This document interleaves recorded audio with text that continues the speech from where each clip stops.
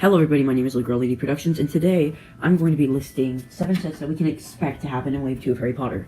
Now, I know what you may be thinking, well, Harry Potter hasn't been confirmed yet, and that you're wrong. There's been rumors from sources that I know of, and a couple of leaks too, of of sets that can potentially happen. They actually have 5 set numbers, and who knows, I just said 7 because this wave had store exclusives 2 sets that weren't listed at first. And who knows? I mean, I'm pretty sure LEGO doesn't normally do those kinds of sets in the summer, in the winter.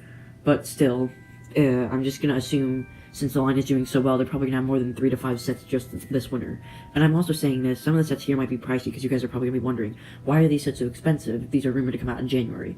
So, to that I say, LEGO normally likes to release sets 6 months apart from each other, and since these sets came out in July, I have reason to believe that the next wave will come out in December, right around the holiday season, because they're going to want to get sets out really quickly.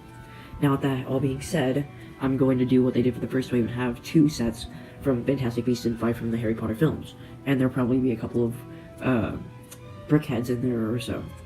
So I'm going to start out with the smallest set on the list, and it's from Fantastic Beasts. Now, this is for the first Fantastic Beasts movie, and we don't know a lot about Fantastic Beasts. As of right now, there's not really a lot of sets to make. LEGO already made the main 2, so I decided this one should be called the MACUSA Escape, because a large portion of Fantastic Beasts and Where to Find Them took place in MACUSA, so I believe it would be great to have a set based on that. And once again, this is based on the first movie. We can expect another Seraphina minifigure, possibly Queenie, because she was important in that. Maybe Jacob, and yeah, that would be pretty cool. And then potentially the people who put Queenie in the who are trying to put Queenie in that pit of water or toxin stuff that would kill her. So that would be pretty cool. You guys are probably seeing an image right now. And then number 6, which would be a Hogwarts extension, but it's still for Fantastic Beasts, I decided to put on a Defense Against the Dark Arts class for $40. Now you may be thinking, well, this is Fantastic Beasts, why are you putting a Hogwarts extension in it? And to that I say, well, if you saw the trailer, you could see young Dumbledore and Newt in Hogwarts in the Defense Against the Dark Arts classroom.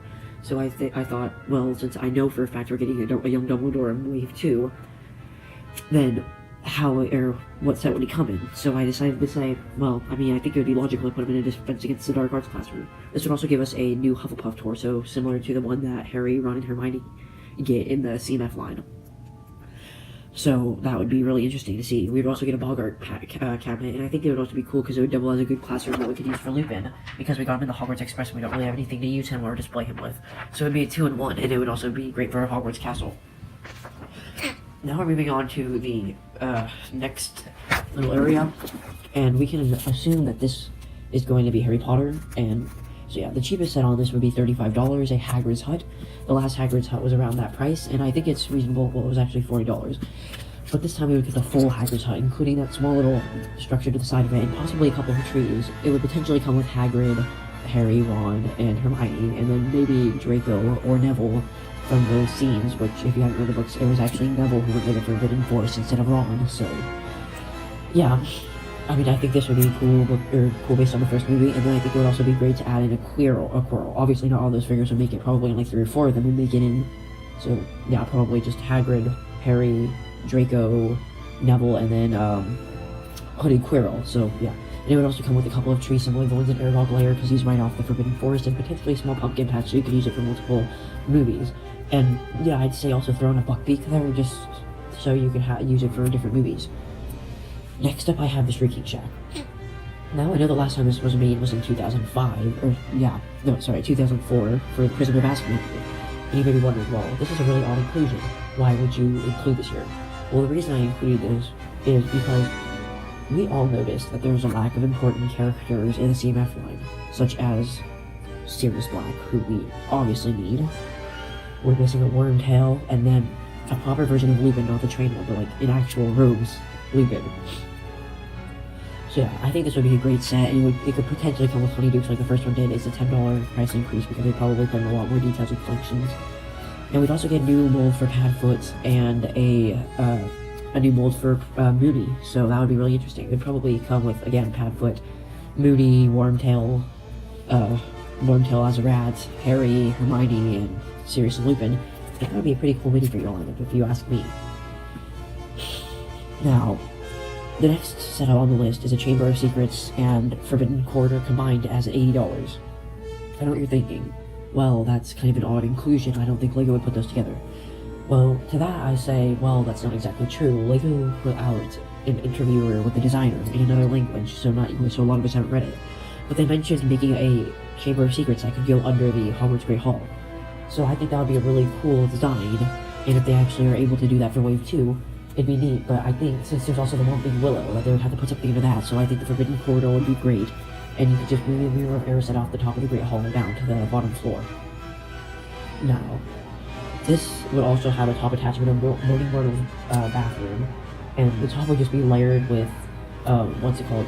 It would just be layered with plates, that, with smooth tiles on top of it.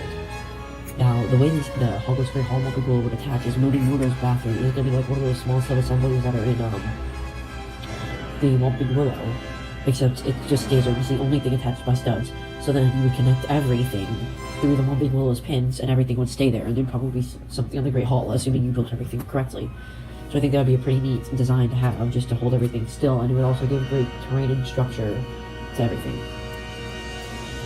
Now, on to number 2 is the Clock Tower. Now, this is really one of personal preference. It's probably not really confirmed to happen, but I think it'd be really interesting to get another clock tower. The first clock tower we got came in 2004 for Prisoner of Azkaban. And if you didn't notice, I tried to include a lot of Prisoner of Azkaban and Goblet of Fire sets on here, because I just thought, since they focused a lot on movies 1 and 2, the first wave, they probably focused on 3 and 4 the second wave. So, yeah, and the clock tower would probably come with 2 Dementors. It'd probably have that same feature, and likely be able to close its doors and have a couple of other small things inside of it, possibly a Slytherin dormitory. And yeah, I think it'd be a really neat thing to own and have. It would probably also come with a new Dumbledore and McGonagall, just to match their movies. McGonagall would probably be in her year 5 to 7 appearance, and yeah, that'd be pretty cool. And then the final set we can expect. This was a little bit pricey, but no, it's not Diagon Alley. And you might be wondering, well, a lot of people want a Diagon Alley, but this isn't personal preference. This is what we can expect to happen. Diagon Alley would be something I would want to have. But the actual set is all 3 of the tasks from Goblet of Fire and the Graveyard Duel all in one $120 set. I think this is more likely to happen than individual sets, because LEGO would not have to have, or it would decrease sales because people would have to buy different sets. So I think it'd be better to include them all together, and we could expect versions of all 3 of the tasks of Harry, Fleur, Victor Crumb, and Cedric, except for the Cedric that comes with the Graveyard Duel, because we already have that. They obviously wouldn't include that. We can also expect a new version of Mad-Eye Moody without the Barty Crouch face and in a different outfit, a Rita Skeeter, a Ludo Bagman, and possibly a Barty Crouch. And I think that would be too many minifigures, around 15 minifigures for a $100 set. We can also expect all 4 of the dragons, which that might be pushing it a little bit, but again, they don't have to do so much for the build. They can just ramp up the price a little bit. I would not be upset.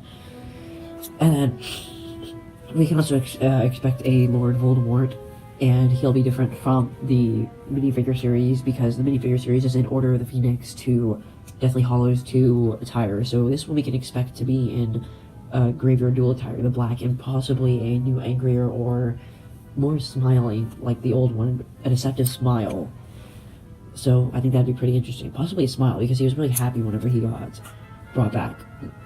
But anyways, thank you guys all for watching this video. I apologize if my voice sounds really weird, because I've had a lot of allergy issues lately, and my nose has been really clogged, so that's the reason why my voice is really weird. So anyways, thank you guys all for watching, and goodbye.